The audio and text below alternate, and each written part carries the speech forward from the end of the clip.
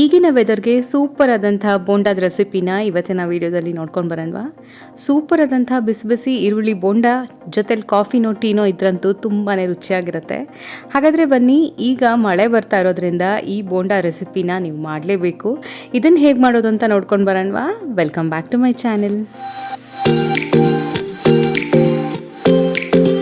ಇದನ್ನು ಮಾಡೋದಕ್ಕೆ 3-4 ಈರುಳ್ಳಿನ ಹೆಚ್ಚಿಕೊಂಡು ಅದನ್ನು ಒಂದು ಬೌಲ್ಗೆ ಸೇರಿಸ್ಕೊಳ್ತಾ ಇದ್ದೀನಿ. ಹಾಗೆಯೇ ಇದಕ್ಕೆ ಒಂದು ಸಣ್ಣ ಕಟ್ಟಷ್ಟು ಸಬ್ಬಸಿಗೆ ಸೊಪ್ಪನ್ನ ಕೂಡ ಹಾಕ್ಕೊಳ್ತಾ ಇದ್ದೀನಿ. ಇದರಿಂದ ಒಳ್ಳೆ ಫ್ಲೇವರ್ ಬರುತ್ತೆ. ನೀವು ಇದು ಇಷ್ಟ ಆಗದೆ ಇದ್ದರೆ ಕೊತ್ತಂಬರಿ ಸೊಪ್ಪು ಹಾಗೆ ಸಣ್ಣದಾಗಿ ಹೆಚ್ಚಿರೋಂಥ ಪುದೀನ ಸೊಪ್ಪನ್ನ ಕೂಡ ಹಾಕೋಬೋದು. ಖಾರಕ್ಕೆ 5-6 ಹಸಿಮೆಣಸಿನ್ಕಾಯಿನ ಸಣ್ಣದಾಗಿ ಹೆಚ್ಚಿ ಸೇರಿಸ್ಕೊಂಡಿದ್ದೀನಿ. ಹಾಗೆಯೇ ಸ್ವಲ್ಪ ಅಜ್ವೈನ ಕೂಡ ಈ ರೀತಿ ತಿಕ್ಬಿಟ್ಟು ಅದನ್ನು ಹಾಕ್ಕೊಳ್ಳೋಣ. ಸ್ವಲ್ಪ ರುಚಿಗೆ ತಕ್ಕಷ್ಟು ಉಪ್ಪನ್ನು ಕೂಡ ಹಾಕ್ಕೊಂಡು ಚೆನ್ನಾಗಿ ಇದನ್ನು ಮಿಕ್ಸ್ ಮಾಡ್ಕೋಬೇಕಾಗತ್ತೆ. ಉಪ್ಪನ್ನ ಹಾಕಿದ ಮೇಲೆ ಈ ರೀತಿ ಕಲಿಸೋದ್ರಿಂದ ಈರುಳ್ಳಿ ಸ್ವಲ್ಪ ನೀರನ್ನ ಬಿಟ್ಕೊಳ್ಳುತ್ತೆ. ಈಗ ಇದಕ್ಕೆ 2 ಕಪ್ಪಷ್ಟು ನಾನು ಕಡಲೆ ಹಿಟ್ಟನ್ನ ಸೇರಿಸ್ಕೊಳ್ತಾ ಇದ್ದೀನಿ. ಹಾಗೆಯೇ 1/4 ಕಪ್ಪಷ್ಟು ಅಕ್ಕಿ ಹಿಟ್ಟನ್ನ ಹಾಕ್ಕೊಳ್ಳೋಣ. ಅಕ್ಕಿ ಹಿಟ್ಟು ಹಾಕೋದ್ರಿಂದ ಕ್ರಿಸ್ಪ್ನೆಸ್ ಚೆನ್ನಾಗಿ ಬರುತ್ತೆ ಅಂತ.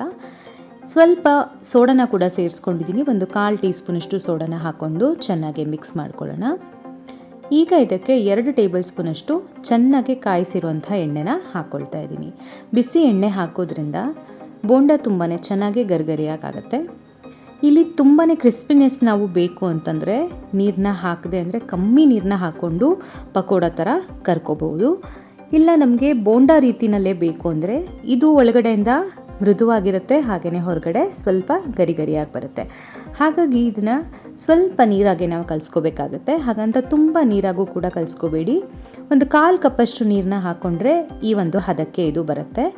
ನೀರನ್ನ ನೋಡಿಕೊಂಡು ನೀಟಾಗಿ ಸ್ವಲ್ಪನೇ ಮಿಕ್ಸ್ ಮಾಡ್ತಾ ಕಲಿಸ್ಕೋಬೇಕಾಗತ್ತೆ. ಹಾಗೆ ಎಣ್ಣೆಲಿ ಕರಿಯೋಕ್ಕೆ ಮುಂಚೆ ರುಚಿನ ನೋಡಿಬಿಟ್ಟು ಉಪ್ಪು ಬೇಕು ಅಂದಾಗ ಸ್ವಲ್ಪ ಸೇರಿಸ್ಕೊಂಡ್ಬಿಟ್ಟು ಹಿಟ್ಟನ್ನು ಸರಿ ಮಾಡ್ಕೊಂಬಿಡಿ. ಈಗ ಈ ಹಿಟ್ಟು ಪರ್ಫೆಕ್ಟಾಗಿ ರೆಡಿಯಾಗಿದೆ. ಹಾಗೆಯೇ ಎಣ್ಣೆ ಕೂಡ ಚೆನ್ನಾಗಿ ಕಾದಿರೋಂಥ ಎಣ್ಣೆಗೆ ನಿಮಗೆ ಯಾವ ಸೈಜಿಗೆ ಬೇಕೋ ಆ ಸೈಜ್ನಲ್ಲಿ ಹಿಟ್ಟನ್ನು ಹಾಕ್ಕೊಂಡು ಬೋಂಡನ ಕರ್ಕೋಬೇಕಾಗತ್ತೆ. ವೆದರ್ ತುಂಬ ಕೂಲಾಗಿದ್ದಾಗ ಅಥವಾ ಮಳೆ ಬರ್ತಿರುವಾಗ ಕಾಫಿ ಟೀ ಜೊತೆಗೆ ಇದನ್ನು ಮಾಡಿದ್ರೆ ತುಂಬಾ ರುಚಿಯಾಗಿರುತ್ತೆ.